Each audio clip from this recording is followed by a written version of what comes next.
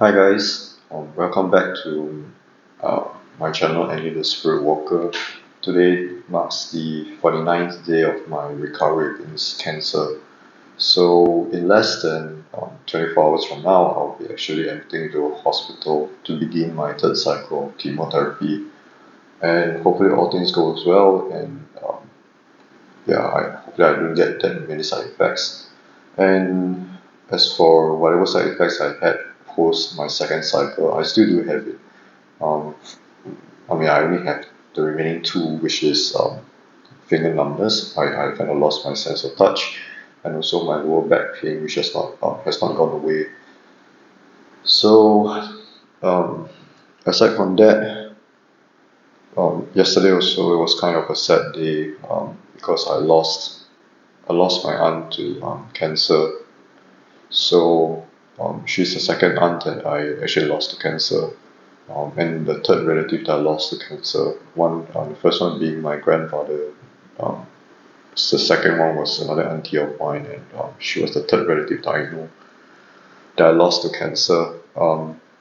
Well, as much of an asshole as it sounds, I kind of think it was a good thing because I know she suffered a lot, and I seen her growing from someone who was really really healthy to really someone who was just really sick and she lost a lot of weight. Well, and the good thing was she passed in her sleep, so that was the best case scenario.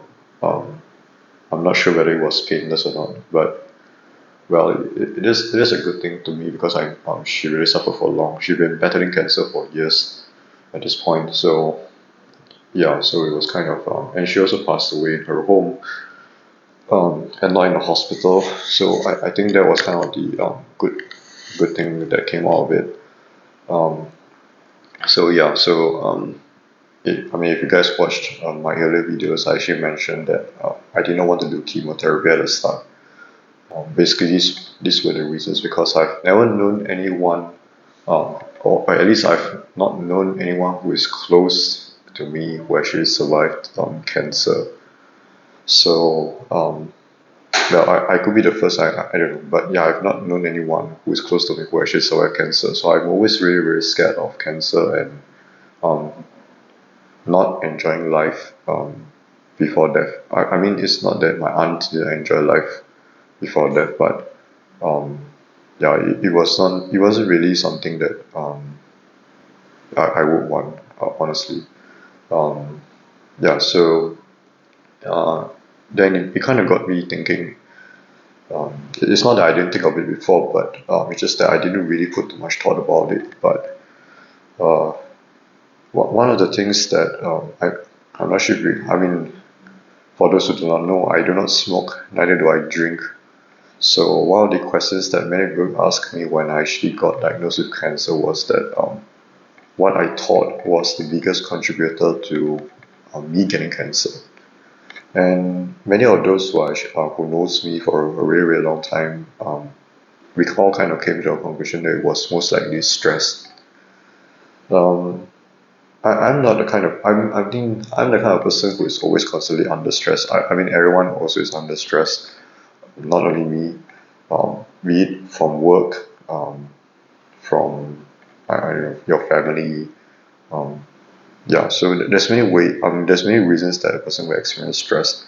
Um, Probably similar like me as well, but many people know how to cope with stress. Be it maybe after a long day of work, stress day at work, they hang out with friends, they hang out with their family, they go to the gym to de-stress. Yeah, so things like that.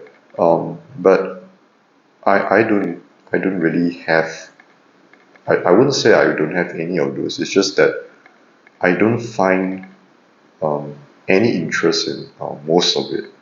Like you ask me to go to the gym, that doesn't really work because I'm not the kind of person who likes going to the gym and do routine stuff like treadmill, gym equipment, things like that. It doesn't really interest me that much. Um, yeah, yeah, going out with friends. Well, I would say I don't have that many friends. The number of friends that I'm close to. Well, my 10 fingers can count them all. So I don't have that many. Yeah, so that's also family. Also is another thing. I don't really share things with them. Whenever I'm stressed out, I don't generally go to them because yeah, I just don't know why, but I don't go to them. I mean, just to avoid added stress. So yeah, and also I'm kind of a person who is really very competitive. So which brings the title of sustainable happiness. Yeah, so I find um, the best way for me to kind of de-stress is when I actually do compete. And be it a win or a loss, I really enjoy competing. Um, be it in sports, esports, gaming, and anything. As long as I can find a way to compete, I'll try my best to compete. Even before I had cancer, I was actually looking forward to compete in Muay Thai. I mean, I know I'm not the fittest person in the world, and many people know that. Um, but yeah, I actually paid for classes for Muay Thai, and the first thing I told the coach was that I'm actually training to compete in Muay Thai. I mean, the coach the coach told me it's probably going to take years because I'm not the fittest person, so and I'm not young anymore. So I'm already hitting 30. I'm already 30 already, actually. So it will take years before I could even compete. But I didn't mind that. But the main issue is that you don't compete every day. There are not many things that you can compete in every day. So I mean, a Muay Thai competition is going to happen like in a few years. So it's probably, let's say we take 3 years to compete. For me to even be able to compete, and so you're going to only find happiness within 3 years. Yeah. So it kind of happened like that, and um, it's not the first time as well. So in everything that I do, regardless of whether it's sports or esports, I don't really compete in work because I don't really think there's anything to compete there. But sports and esports, of course, I'm a huge gamer as well. So in these two categories, I always try to have a goal um, when I start the sport or when I start the esport. So, and the goal normally ends in me competing in one form or another. Either that, or I wish that whatever the end game of that particular thing is, then I will just quit. That's just generally what happened. Like 90% of the time, I rarely quit in the middle. Generally, I go all the way until I reach the particular goal and I just quit. So, yeah, competing is not something you do every day, and um, in between on the way to actually compete, I generally do not find any happiness as well. I mean, I do not feel the sense of enjoyment actually. Um, let's say, for example, in my training for Muay Thai, generally I do not feel any sense of enjoyment training for it. What I do feel is a sense of like a job done rather than okay, I've done Muay Thai training for the day, okay, I kind of enjoy it, I de-stress, and then I go back home. I don't, whatever stress I had before I go Muay Thai training and after I'm done with my training still remains. I generally do not know how to de-stress through any of those. So in esports it's the same thing. um, Earlier this year I actually tried to achieve um, a goal in esports.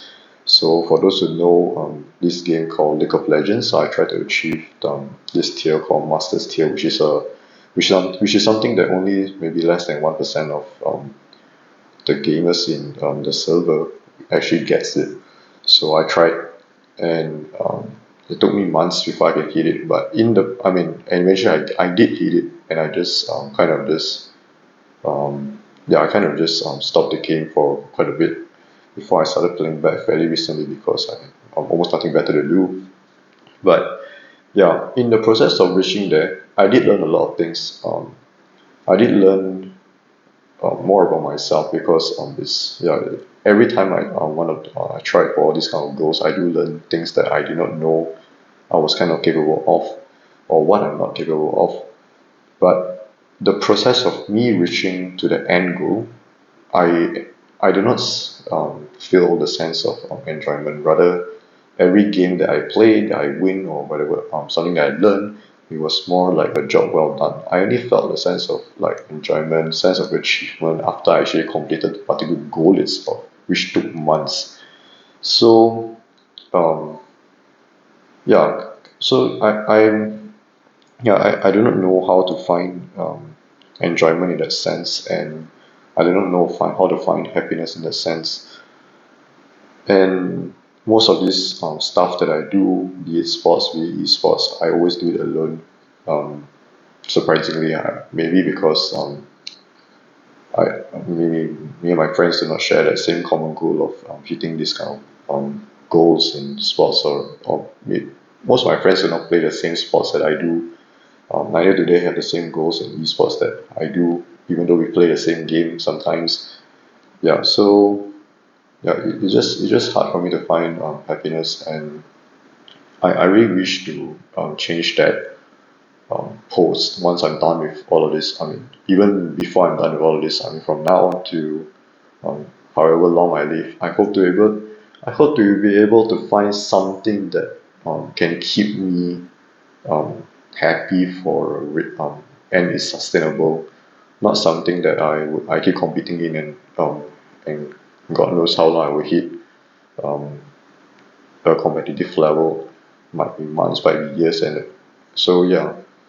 I also came across a post. I'm not sure who wrote this, but it said that one of the biggest regret that people had on their deathbed was that they wish um, they can be happier.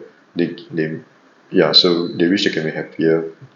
And I also, I mean, I hope I do not reach the point on my deathbed and have the same regret. And yeah, I just kind of want to document this down. And hopefully one day I will be able to find my form of sustainable happiness and my way of de-stressing from whatever stress I do have. Um, yeah, I think that's all I have. Um, if you kind of like whatever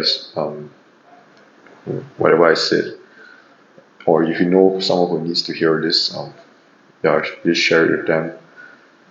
I'll see you in the next video to come, most probably after I'm done with my third cycle of chemotherapy. And wish me luck. See you guys next time. Bye.